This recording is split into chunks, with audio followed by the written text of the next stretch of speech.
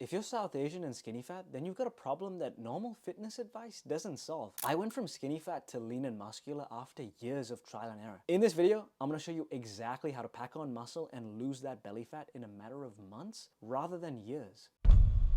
You got three options. Number one is a bulk. You'll be increasing your weight, so you'll be putting on muscle, but also some fat. But since you've already got this fat around the belly, you'd just be adding to that, making it even bigger. Number two is a cut. During a cut, you'd be losing weight, so you'd be maintaining the muscle that you already have and losing fat. Look, that's taking care of one of the biggest problems, right? You're losing the fat around the belly, but then you don't have too much muscle to begin with, so you'd feel even skinnier at the end of a cut. Number three, which is what I'd recommend, is a body recomposition.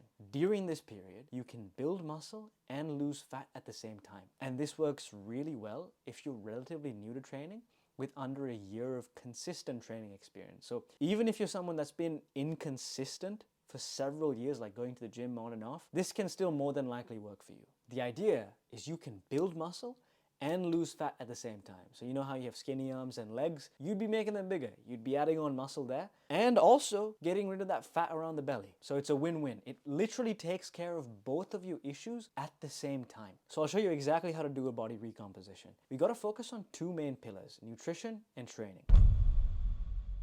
It all comes down to your calories and your protein. We don't care about carbs and fats. That is not important towards this transformation. So you don't have to cut out any carbs from your diet. You don't have to go full keto mode. You don't have to give up your rice, roti, naan. You can still keep consuming those as long as you're consistently hitting your calorie and protein target. That's what matters. So with your calories, you need to figure out what your maintenance calories are. First step is use a TDEE calculator. Always a fucking mouthful, but use one of those calculators. Your maintenance amount is roughly the amount you'd have to consume every day to maintain your current weight. Once you've got that amount, I want you to shoot for that every single day. Now, there is something to consider. If you want to prioritize fat loss a little bit higher than building muscle, then you can enter a small deficit. To do that, once you've calculated your maintenance, let's say that's 2,500, then you can subtract 100 or 200 from that. Let's go with 2,300, for example. Then you're just giving fat loss a slightly higher priority over building muscle. Then in terms of your protein target, try and eat about 0.7 to 1 gram per pound of your body weight. If you're 150 pounds, that's about 105 to 150 grams of protein per day. Look, if you're anything like me, I was having like 30, 40 grams of protein when I just started out.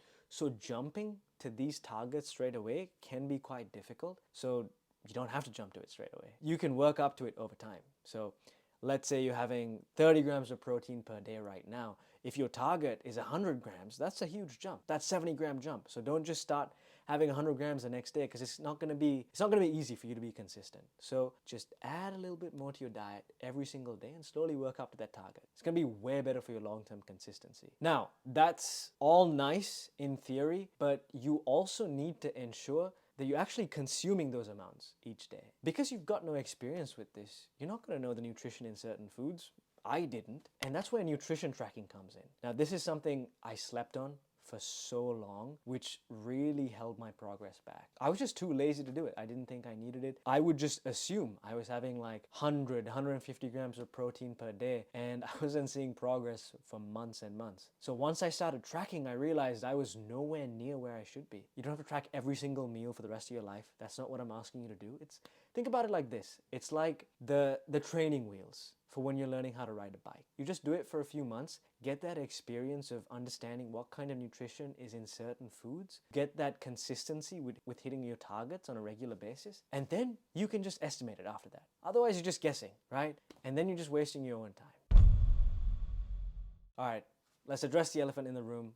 Stop focusing on cardio. I was doing the same, just running, jogging all the time. That's not gonna get you the type of transformation you want. You are effectively trying to be a bodybuilder, right? If you wanna build muscle, you need to get in the gym and lift weights, not do cardio. And I have nothing against cardio, okay? I'm a big believer in it, super healthy for you, great for your cardiovascular system, your long-term health, but it's not gonna give you the type of transformation you need in terms of building muscle. That is one of the biggest things you're missing right now. If you just focus on cardio and nothing else, you might be losing weight, sure, but that weight is gonna be fat and muscle. So not only will you just stay skinny fat, You'll become a smaller version of yourself. Whereas if you're lifting weights, you're actually signaling to your muscles to grow. And that is one of the biggest missing links you have. Cardio can still be a part of your routine. You can do it every now and then, but it shouldn't be your main focus. When you're deciding how often to go to the gym, decide a realistic frequency, okay? I know it's really tempting to just say you're going 6 or 7 times a week, but think about what's realistic. What can you actually commit to every single week? And it's fine if it's like 2 or 3 times a week. Once you're consistent with that for a few weeks,